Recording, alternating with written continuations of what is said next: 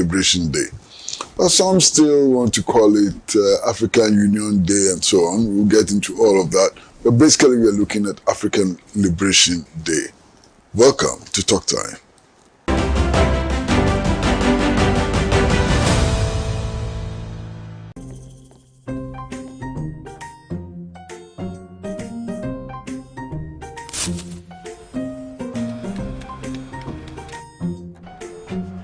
Mido, Ghana Biana. I'm going to be able to do everything. I just say, baby, shit. Mangashi. Junior!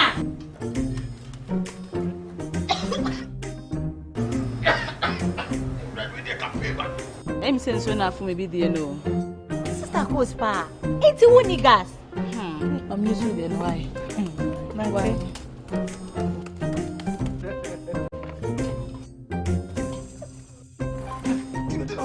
Down Yankanawa.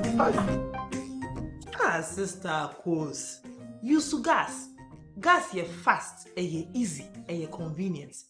LPG, let me see your hand.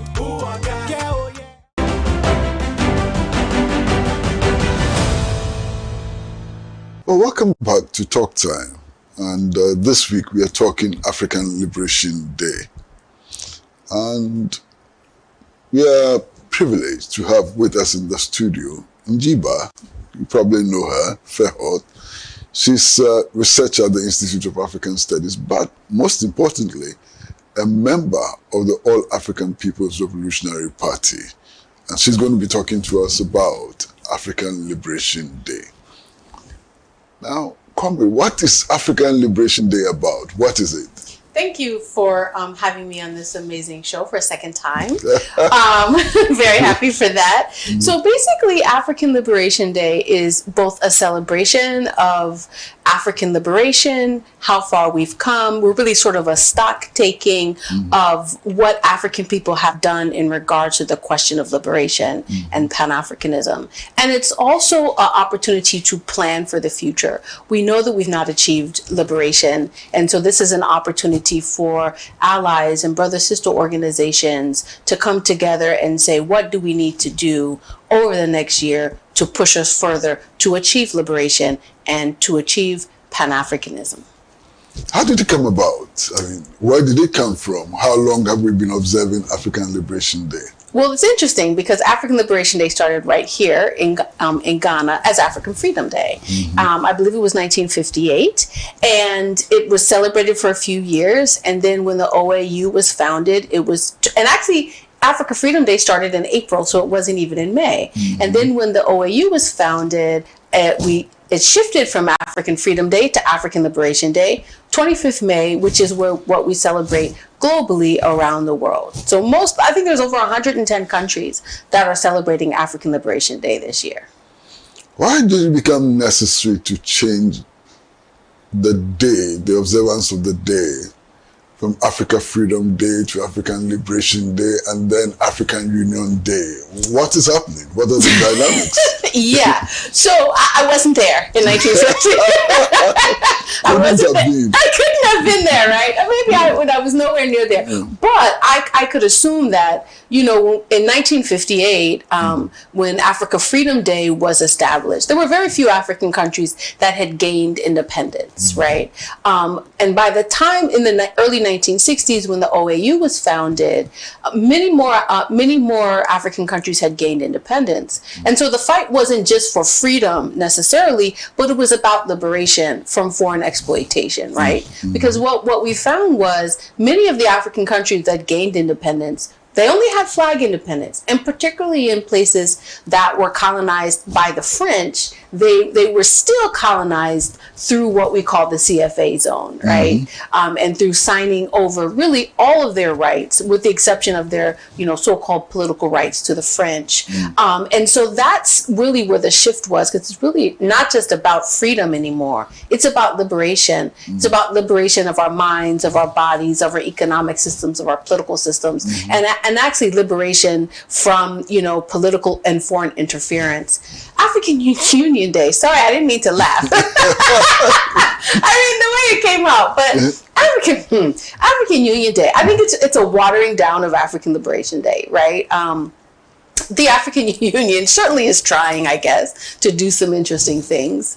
But I think when you say African Union Day, we make the assumption or the mistake of suggesting that we in Africa are liberated. And we can see that that is absolutely not the case. And so I would assume that it's really about taking the revolutionary zeal out of African Liberation Day and really making it more of a celebratory thing, like, sorry to say, Independence Days, for example, where we wave flags and we sing songs and we celebrate that we're independent. And for me, it's really a false, because we're very far from independent across the continent. There are some who have said that African liberation cannot be complete until the continent unites. Is that true? Absolutely. For example, we're sitting here in Ghana. And we say, we want to be liberated economically, politically, and socially. So we're going to kick everyone out. We're going to only manage our own affairs. Well, what happens to those of us around us? Burkina Faso, who's now in a battle. Burkina Faso is in a battle for a will to move in a different direction than the Americas, right? What happens to Togo? What happens to Ivory Coast? And the challenge with liberating small spaces, right, is that many of our economies are also small compared to the global market. So when Africa is unified, right, then we can be liberated from foreign intervention. When Africa is unified, then we can trade, right, across borders, free movement of free people and borders. And then we can be thinking about liberation. For me, I think liberation isn't just about saying, oh, we're liberated. It's about, are we economically liberated? Is our food products liberated? Are we, transportation liberated? Are we able to fly in and out of the country on our own airplanes? I mean, liberation is more than just a political component. And I think that's why we must be unified in order for liberation to truly come to fruition. What about the linkage with socialism? National independence, unity, socialism. How does socialism fit in all of this? So socialism, this is also, it's a scary word, right? Everyone's like, socialism, oh my God, right? But socialism, so first of all, socialism is an economic system. And it's an economic system which ultimately puts the hands of the mode of production, means of production, big words for the society and profit in the people, right? In the people's hands. It ultimately means that everyone will have access to healthcare, education, housing, job security, good infrastructure, right? And the profits from the society will be put back into community. And so nationalism and socialism are linked, particularly if we're talking about nationalizing resources, right? Traoré in Burkina Faso was nationalizing some resources. We saw Thomas Sankara doing that, and we also saw Kwame Nkrumah doing that, right? And so it's linked to developing socialist policies and processes, which can then transform our capitalist economic system into one that actually benefits the people. And we can give an example right now. It was raining very heavily over the last few days. And I don't know if you saw on IG or any of these TikToks or whatever, or even on Joy News or on Pan-African TV, the floods in Accra. People walking through water saying, my whole house is flooded. You see people's belongings flooding down the street. Always something that we're dealing with in Accra. But if we had a more socialist economy, the profits from what the government got out of nationalizing resources could go into infrastructure. It's honestly, I'm not an engineer. I'm not one of the people who do roads, right? You don't have to. I don't have to be to know that something is wrong. Like every time it rains, you shouldn't have to wade through water up to your knees, right? And so how does that, so that for me, that's something very simple that socialism can solve, because profits from the government go into infrastructure. And so for me, socialism is an economic system, and it's also one that many people say, oh, well, it didn't work in Europe and it didn't work in these places. So why do we have to bring it here? Socialism is not a European construct. We had communalism here on the African continent. And it's simply an extension of that. And there's socialist values and principles that we can implement that will look different in different spaces based on geographic and historical conditions. Well, viewers, we're talking to Mjiba, who is a member of the All African People's Revolutionary Party and also teaches at the University of Ghana, Legon, precisely in the Institute of African Studies. We're going to take a short break, and when we come back, I'd like her to look at what has been achieved since 1958 and perhaps what we have to do from now. What else is left to be done? Short break.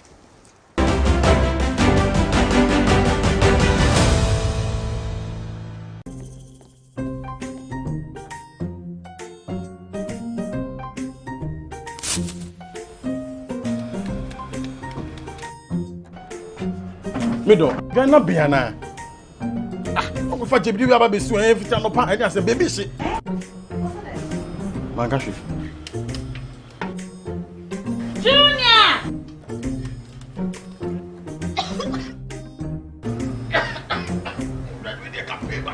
I'm saying so enough for maybe the Sister Kwesi Pratt, it's a winning gas. I'm using the why.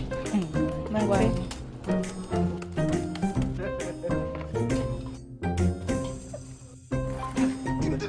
Down Yankana wa. Sister Kwesi. Use gas. Gas ye fast, ye easy, ye convenient. LPG, let me see your hand.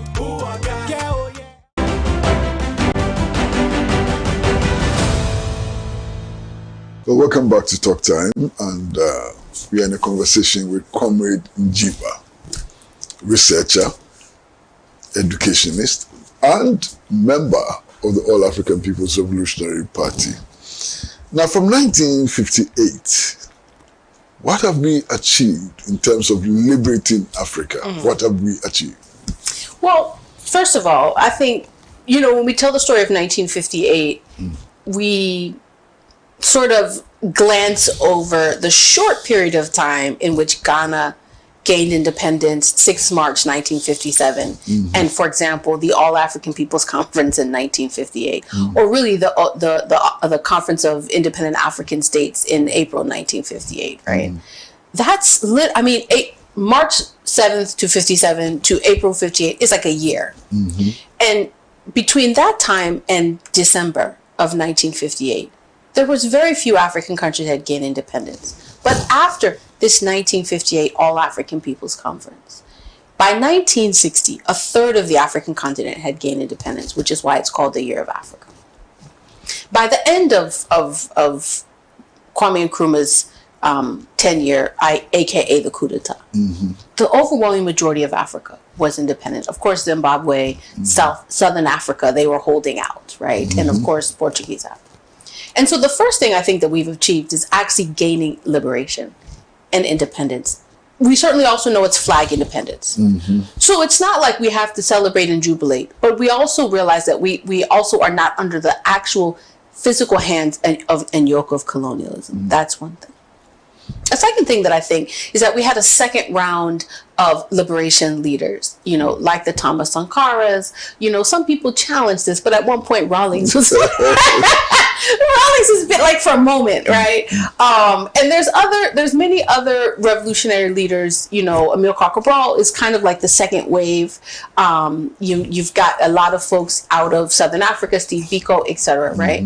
And so this sort of second wave of Pan-African liberation leaders really took the movement to the next level, right? And really was thinking about decolonizing, the African continent, whether it's politically, socially, and economically. And so I think we've come a long way. Unfortunately, the structural adjustment era in the 1980s was a big disaster for the big disaster for the African continent. And many academics, many politicians, many folks in government across the continent pushed back against the IMF and World Bank. And they just ignored our pleas. And then, of course, they came back later and said, oh, yes, you were right. It wasn't a good idea to do, pay for play and to divest public infrastructure, which we're still dealing with today. And so what do we need to do? I think there's three things that we need to do. The first thing is we need to move the Pan-African movement from the sort of elite government level to the masses, the mass base, right? And there are there are Pan-African activities every day, all day across the continent. They may not be recognized as Pan-African activities, but we have to begin to recognize them. In order to do that, we need to raise the level of political consciousness of our people across the continent. Unfortunately, we're battling between capitalist ideology and Pan-African ideology. So that's the second thing we must do. And then I think the third thing we must do is we must organize collectively. There's many organizations across, for example, Ghana. Let's not even talk the continent. Let's talk Ghana, that are doing some work on Pan-Africanism. We must collectivize that work, right? We must build coalitions. We must build structures that we can continue to raise the political education level of the masses. And I think if we do those three things and we begin to put pressure on governments and begin to talk about alternative government structures, because Western democracy, quite frankly, isn't working for us. It's not working for the people in the West. I don't know why we think it's working for us. But it has to come from the mass base. And so I think that's what we have to do in order to really achieve liberation. And we, as you mentioned, we must be unified first in order for us to achieve true liberation. And we can't forget the diaspora. We have to factor in how the diaspora plays into this question of Africa being primary. Are there still territories in Africa which are still under the colonial yoke? Well, yes. I mean, there's one right close to us, Western Sahara. Wow. I mean, Western Sahara is under the colonial yoke, unfortunately, of Morocco, another African country. And when the Western Saharan people have been fighting for many years for the liberation. Why, you ask yourself, have they been fighting for the liberation? Listen, why does Morocco have the right to colonize and not allow, a country to gain their independence? For me, it's unexcusable. And I think that many African countries are against this. Unfortunately, for example, the bodies which should hold the highest, which so-called should be intervening, are not intervening, like the African Union, like ECOWAS, for example. So there's questions in Sudan, also around Sudan and South Sudan. This is where some of that internal struggle is around, right? Independence and sovereignty. And then there's also the question around countries that have sovereignty, which are really small, and really should be thinking about how do we merge with other countries to have more influence, more capital, more people, more human labor. For example, Botswana, it's like the entire country. It has like 3.5 million people or something. And I went recently, I was in Gaborone, and I was like, how many people do you have? There's 3.5 million. And we were like, no, you can't be serious. So the people that we have in Ghana or in other Southern African spaces, can they not go to, for example, Botswana, contribute, build, and also contribute to their home country? So I think we need to think more creatively around what we mean by Pan-Africanism. What can we do concretely for the liberation of Western Sahara and the Chagos Island and other spaces, which are still under the colonial yoke? Well, I think the first thing is just to stand in solidarity with them as revolutionary and Pan-African organizations in Ghana and across the continent. Oftentimes, we forget that Western Sahara and many other spaces are still under the colonial yoke. That's the first issue. I think we can also pressure. I don't recently, and I'm not sure if they're still around, or they're still, the embassy is still working, or I'm not sure if they call it an embassy. I think there's a situation of. I heard they've kicked them out. There's some ambivalence. Yes. 2 hours before Akufo-Addo exited power. What is that? Cancelled diplomatic relations with them.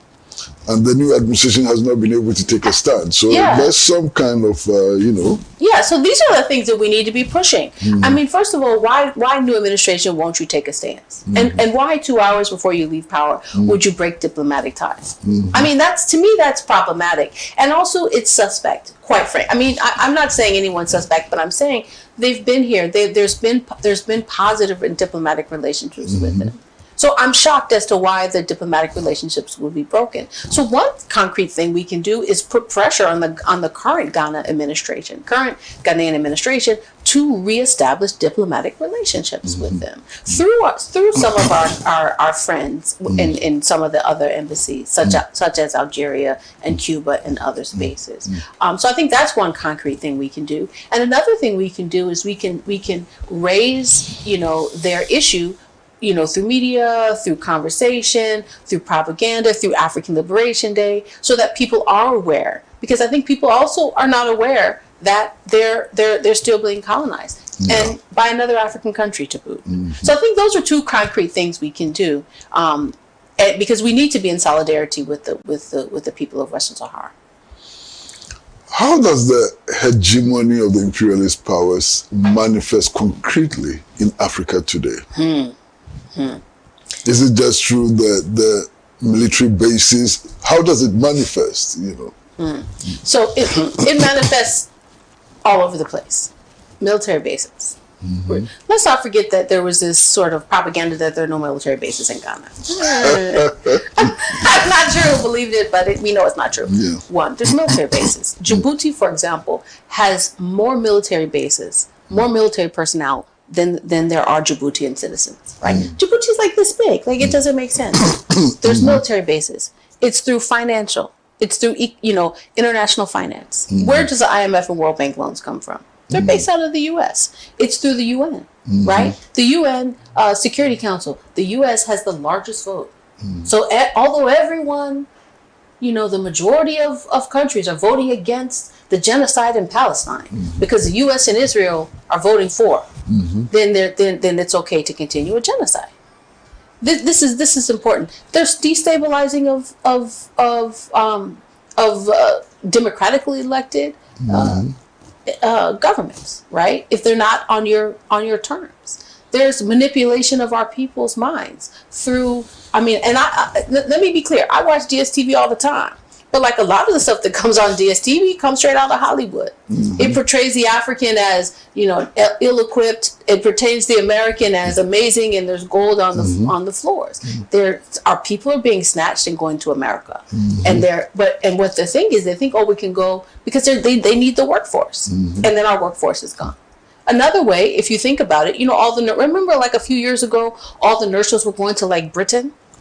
So you're now extracting, not only are our hard resources out of the ground being extracted, like gold and oil, our people are being extracted and taking to now fill roles in places that need nurses and doctors and lawyers and whatever, right? And professors. And now what are we stuck with? You see? So this is how this global kind of imperialist process is happening on a daily basis. And the last thing I'll say is, our currency is tied to the US dollar. We are selling things in dollars in Ghana. We are renting houses in Ghana in dollars. We are selling vehicles in dollars. We are saving dollars in our dollar account so that when the CD decreases, we can take money out and buy things. The dollarization of our economy is also hegemonic. One word which is often being used by revolutionaries, patriots in Africa and so on is solidarity. In real practical sense, what does it mean? How do you express solidarity? Concretely, what is it? Well, solidarity, I think is a lot of things, right? I think solidarity is acknowledging that our issues, they extend beyond Africa, right? Imperialism is a global system. And there's something called internationalism, which is also part, tied to Pan-Africanism. So solidarity is about recognizing other struggles are linked to our struggles. That's like the bare minimum. Recognizing that what's happening in Palestine is tied to what's happening in Zimbabwe or Ghana or or wherever, right, in Bahia. And then there's also this notion of incorporating, right, those struggles into our verbiage, into our propaganda, and into our political education. Because the thing about solidarity, it can't be one or two people are in solidarity with the people of Palestine. And I keep saying Palestine because honestly, the people of Palestine are suffering right now. There is a genocide happening in Palestine. And we honestly, on the African continent, are not talking about it as much as we should be talking about it, because it is happening to human beings. Women, men, and children are dying because of capitalism, right? Because of one country wanting to control another country. It's really colonialism, and they want their land, right? And their resources. And so solidarity is about recognizing that the struggles globally are our struggles. Solidarity, for example, is happening on 25th May, when there's a huge march globally for Traoré, right? And not just Traoré the man, but for Burkina Faso to manage their own affairs. So it's very similar to your, in basic terms, it's very similar to your neighbor. They've lost a father, a child, or something, and you go to the funeral because you're in solidarity with them, right? It's very similar to, you have food and your classmate doesn't have food and you share your food with them. It's about this concept of humanity and knowing that, having humanistic principles and being able to sort of liberate people globally will help Africa liberate as well. There has also been reference to the African diaspora. What is that? What is the African diaspora? Does it have any commitments? How is it linked to the struggles of the continent and so on? What is this diaspora? So, the diaspora it's really interesting, because I think there's always been this. First of all, the first African diaspora, many people say, came from the transatlantic slave trade. But there's history that African people have traveled prior to this intervention, right?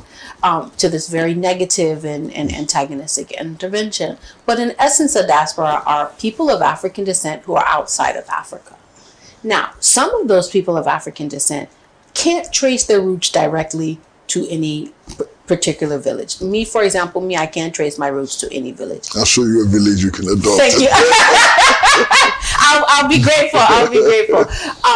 But that doesn't make me any less or any more African than anyone who can trace their roots, because it's a historical phenomenon which makes a particular point of the diaspora important. The diaspora has been particularly important towards African liberation, and that's particularly around African Liberation Day, where there's been a push for liberating African countries. And if you think about the first Pan-African Congress, for example, it was organized by the diaspora. Sylvester Williams, Henry Sylvester Williams, W.E.B. Du Bois. Of course, they organized it in England, because guess what? They couldn't organize it on the continent, and you couldn't also organize it in the U.S. And so the diaspora has been working hand in hand with African folks based on the continent or born on the continent from the inception of the Pan-African movement. Marcus Garvey is born in the diaspora, right? He's a son of the diaspora, but also a son of Africa. And he has one of the most infamous Back to Africa movements, although he never came back to Africa. His Back to Africa movement it really has tied much of our ideological understanding of Africa being primary. So the African diaspora has been instrumental in the Pan-African movement.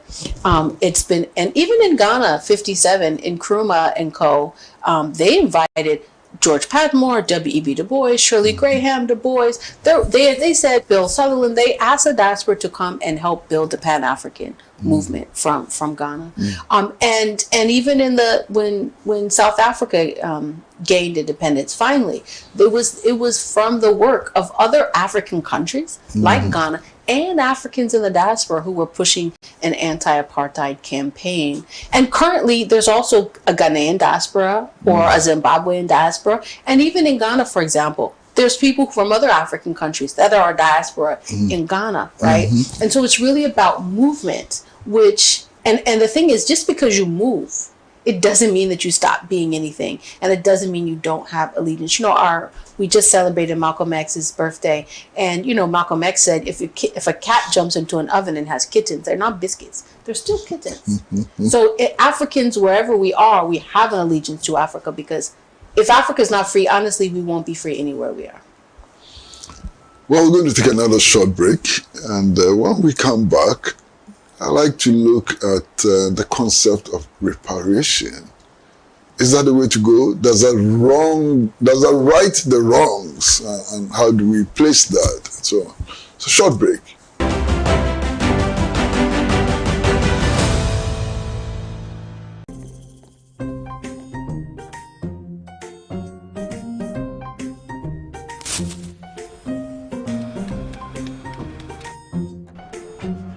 Mido, Ghana Biana. I'm going to do about this every time I say, baby, shit. Mangashi. Junior!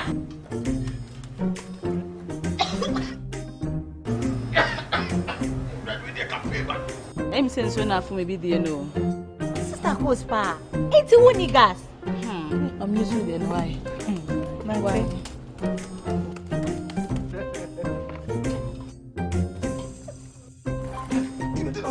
Down Yankana wa. Ah, Sister Kwesi. Use gas. Gas ye fast, ye easy, ye convenient. LPG, let me see your hand. Ooh, I got it.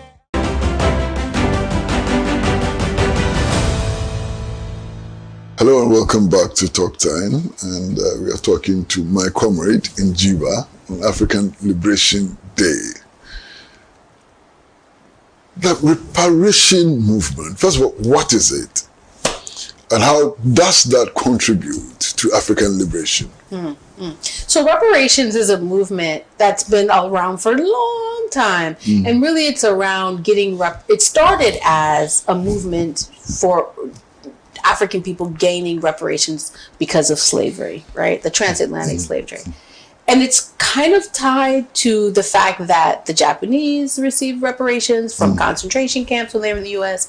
And Jewish people also received reparations because of the Holocaust, right? One of the reparations was Israel, by the way, but that's just a different thing. And so there was this notion that African people have been wronged and have been displaced, right, from their rightful homeland. And so there needs to be some reparations. Some people say it's financial reparations.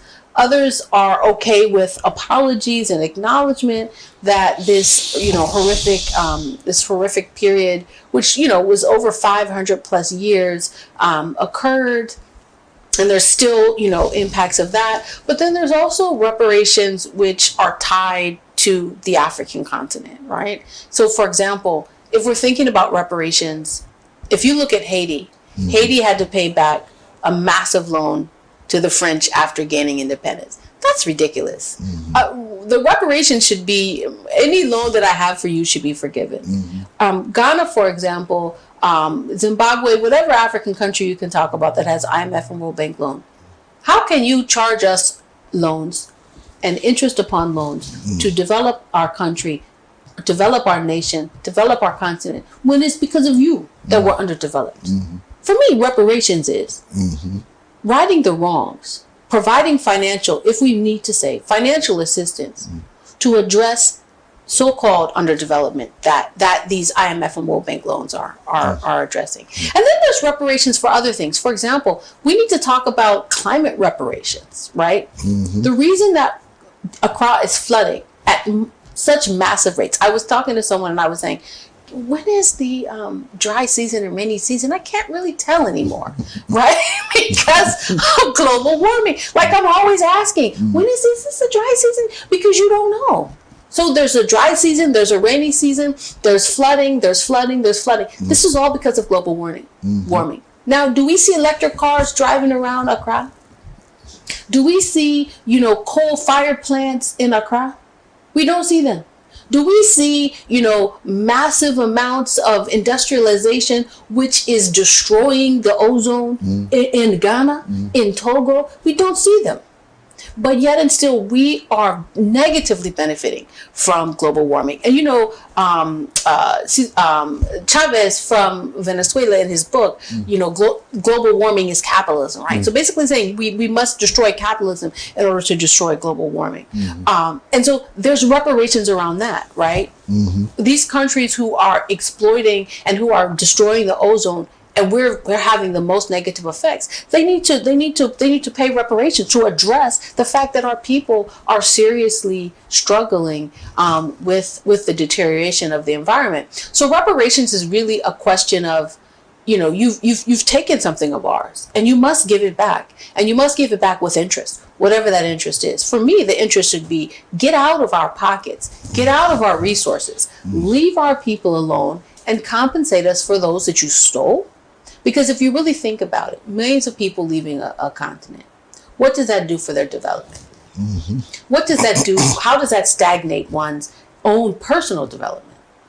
How does it, so when you're thinking 500-600 years on, and then after that, you now have to focus, you're now dealing with colonialism, where you're under a colonial yoke. And not only your people resources are going, but your raw resources. And then you're forced into cash cropping.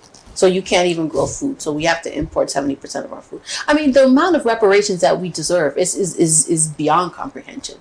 These small loans and these small scholarships that are given to students, it's a drop in the bucket. Because even at this particular day, all of our resources, the majority of our resources are going outside. And we were importing food. The majority of the money they're making off our food, look at what's happening in the Congo. If any place on the continent needs reparations, it's the Congo. Internal struggles because of coltan. What about those who argue that reparations actually should come after we have ended the exploitation and destruction? Interesting. And that to ask for reparation now would suggest that the exploitation is over, the destruction is over. What about those who think that way? Yeah, I think that's an interesting argument, right? And it makes sense to a certain extent because, well, why do we want reparations? Because we're still being exploited. For me, I think the number one reparations is stop exploiting us. Then we can start talking about what our next steps are, right? If we have a loan, erase the loan. If we need some support to move to the next level of whatever it is, give it, right? Because the thing about capitalism is the majority of the people are poor and a few are very rich. The money is in the world. If we really want to talk about this so-called currency, there's no country that's broke. Because first off, people are printing money, number one. But number two, there's currency in places like, the West. Because how can you give us $6 billion loan if you don't have money, right? Why is this the case? The case is because you're ultimately doing what's happening in the West, where you're appeasing the masses, not to push back, because so they don't realize that the majority of the actual capital and resources in the world are being controlled by very few, right? So the first thing is that we have to really address this question of exploitation and how we can stop being exploited, and at the very least have a more equitable relationship. Some concepts have been thrown up recently. APSA, for example. How does that help us in the midst of this exploitative and oppressive world order? How does APSA help us? Well, I mean, I think, let me say this. I think if there was free and clear borders of movement and goods and people and goods, then I think it would help us. But I think the problem is it's more talk, right? And it's more policy, which isn't really backed with action. For example, if you have an ECOWAS passport and you try to go to Togo, will you just walk in? No. You won't. You'll have to get some kind of visa. Of course, there'll have to be some screening. No one is saying you shouldn't have screening. But an ECOWAS passport should allow you to move in every ECOWAS country. Because otherwise, you would have a Ghana passport, right? You didn't need an ECOWAS passport. You need a Ghanaian passport. So I think that if it was actually being properly implemented, it could help, because we could trade easily amongst African countries, right? Everything that we need. And we could also do what they do in ALBA, which is the name of it always escapes me, but the union between Venezuela, Bolivia, etc., right, Cuba, in which they also barter goods. So it's not just about hard capital, but it's goods. Maybe we need doctors. We get doctors from somewhere else. We have a lot of teachers. We send teachers somewhere, right? So it would work. It would be very successful if we actually bought into it. if we actually realized that opening borders is actually going to benefit the entire continent instead of fighting about some small border money, right? Or some small tariffs or duty on what we're moving across borders. I think as it's currently operating, it's not going to work because we still operate using an idea of borders and using an idea of very strict borders. And Ghana is for Ghanaians, and Togo is for Togolese, and Burkina Faso is for Burkina Faso, and South Africa is for South Africans. And we have to shed that identity and have an African identity, and then it will really help us, especially if we had like a robust transportation and network system. We could move our goods on a train from Ghana down to South Africa in a day, and then they could move their goods back to us. But that's not what we're operating with because of our mentality.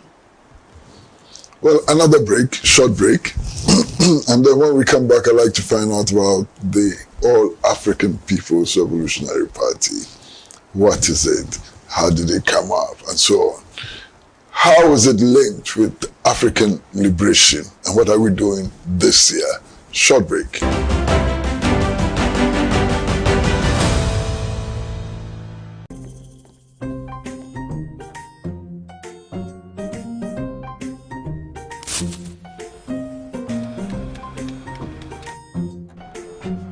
Mido, Ghana Biana. I'm for Jibidi we have be so every time no pan. I say baby shit. Mangashi. Junior.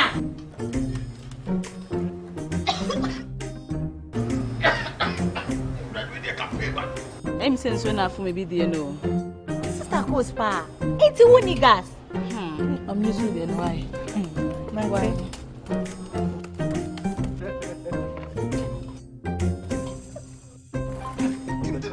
Down Yankana wa.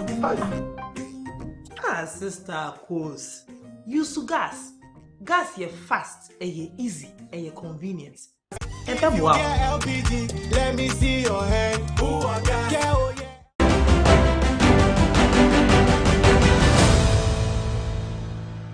Hello, welcome to Talk Time, and we are talking to Comrade Mjiba Frehiwot.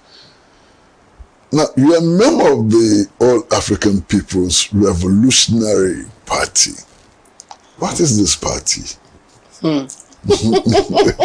So this party was founded and called for by Kwame Nkrumah in the Handbook of Revolutionary Warfare, and of course in this 1968 version. It shouldn't be lost on us that at this time Kwame Nkrumah was in Guinea, and he was a co-president with Sekou Touré at the time. Of course, we know the unfortunate incident of 28th February 1966. And the All-African People's Revolutionary Party was organized, and the first work-study circle occurred in Guinea with Sekou Touré, Amilcar Cabral, and Kwame Nkrumah. And then Kwame Touré was there. We're an international revolutionary political party. And we believe in we're fighting towards and organizing towards Pan-Africanism. And we define Pan-Africanism as a total liberation and unification of Africa under scientific socialism. And the organization has chapters, or regions actually, on the continent, West Africa, East Africa, Southern Africa. We have folks in the Western Hemisphere, US, Canada, and some folks in the UK. And our primary objective is to help do two things. One, to politically educate the masses to join the Pan-African movement. And we do that through a couple of ways. Everyone in the party is in a work-study circle. And we have a book list that we read to engage, to raise our political education level higher so that we can use our ideology, which is Nkrumahism, Touréism, and Cabralism, to change our behaviors and also to politically educate others. That's one thing we do. Two, we work with our ABSOs, or alliances and brother-sister organizations, like Socialist Movement of Ghana, like the Economic Fighters League, like a Palestinian organizations, in order to begin to think about and reconstructing a more humanistic, liberatory, and socialist Africa under the banner of Pan-Africanism. And then we also celebrate many of these events, such as African Liberation Day. It's one of our flagship events, right? In which, as an organization, we begin to take stock about where we are, and we also begin to develop strategies for how we can achieve Pan-Africanism. We understand it's a long haul. We're not confused about we're going to join the revolution tomorrow and then the next day then the revolution will come. We recognize that there has to be an economic revolution, but before that there has to be a social revolution, and there has to be a new African personality that's developed. And that's part of what we're trying to do. And we also join and work with other colleagues around movements that are relevant and important. For example, we supported the Stop Galamsey movement. We're supporting the Traoré movement, right? That's currently happening. And we also support movements around of socialism, socialist organization globally, because we do think that it's important to be in solidarity with the Palestinians, with the Western Saharans. And so that's in essence what we do and who we are. How do you plan to celebrate African Liberation Day this year? First of all, do you have any plans? We do have plans. We do have plans. So we actually have some really interesting plans. First off, we have African Liberation Day celebrations globally. So if you're not in Ghana, you can find an African Liberation Day celebration wherever you are. We also have a online celebration on 25th May, which is Sunday. And that can be found on our website on the aaprp.org. But here in Ghana, we've already had one celebration and we have another one planned. The first celebration we had was on Friday of this last week, 16th May, where we had a pre-ALD seminar organized by Pan-African students at the University of Ghana. And it was a very successful program, and we talked about our theme.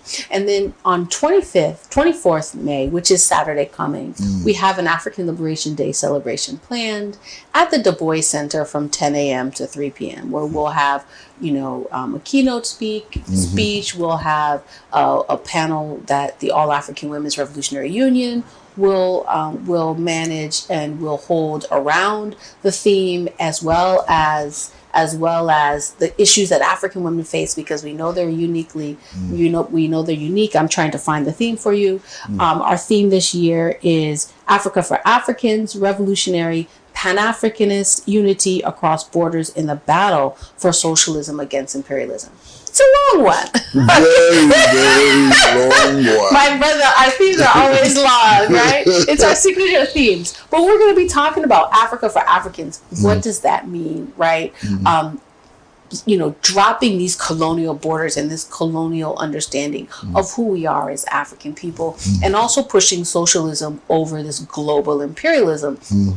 We'll have solidarity statements, and we'll be really engaging with the masses at the event to talk about how do we build a more equitable, egalitarian, and humanist Africa. And so that's what we'll be doing on Saturday, 24th May at the Du Bois Center in Cantonments. And the positive thing about having... What time is the gathering? Oh, it's at 10 a.m. It's from 10 to 3 p.m. Yes. And who can come? Anybody can come. It's free. It's open to the public. We welcome all Pan-Africanists. We welcome all Ghanaians. We welcome anyone who's in Ghana who wants to come. And the thing is, this is not a talk shop where we're going to be talking at our audience. We're going to be engaging and thinking collectively together about how we as African people and as those who are in solidarity with can bring Pan-Africanism to its rightful place in the global world. Do you have any keynote speakers? We do have some keynote speakers from the All African People's Revolutionary Party, a brother called Mauli. We have Comrade Namata from the Economic Fighters League, who will be on our women's panel. I will be moderating that. A sister called Rama, who is also a student at University of Ghana, as well as an APRP member, will be there. And we've invited our comrades from Palestine, from Western Sahara. We've invited the Kwame Nkrumah Ideological Institute. We've invited the Socialist Movement of Ghana to come and speak and show solidarity. And we hope that they all come out and join us. We've invited the Cuban Embassy as well to come and do a solidarity statement.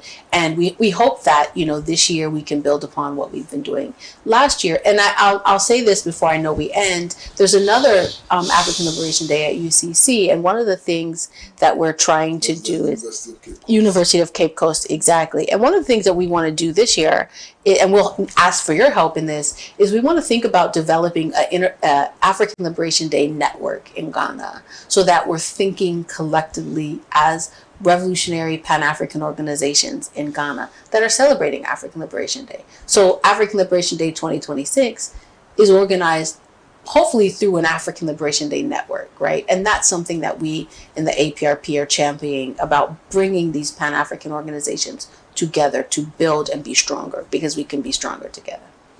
Well, thank you for coming. Thank you so much. I'm so grateful. Yeah. Well, we've been talking to Mjiba Frehiwot, who is a lecturer at the University of Ghana and a member of the All African People's Revolutionary Party, and we've been talking about African Liberation Day. Hope all of us benefited from this conversation, picking a thing or two, and hoping even more that all of us will be at the Du Bois Center on Saturday in the morning at 10 a.m. to take part in this observance. This observance is about us as Africans, about our future and today. So thank you very much for being with us. It's time to say goodbye on behalf of the director of the show, Adam Lumo, the producer, George Binair, and all of us at Pan-African Television. See you again very soon. Bye-bye.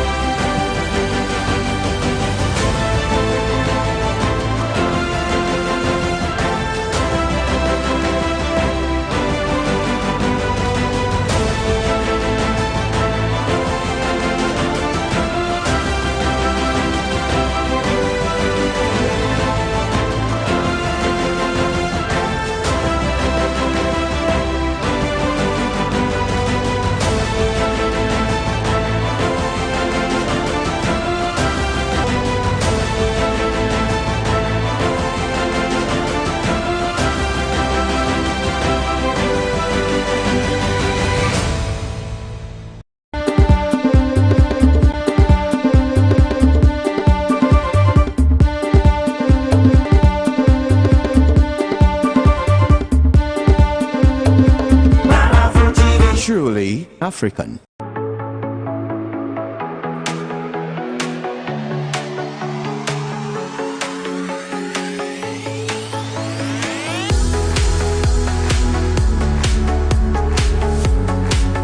Hi, once again I welcome you to Market Stories. Today, guess where we are? We are at Medina. Yes, as you can see, human traffic already.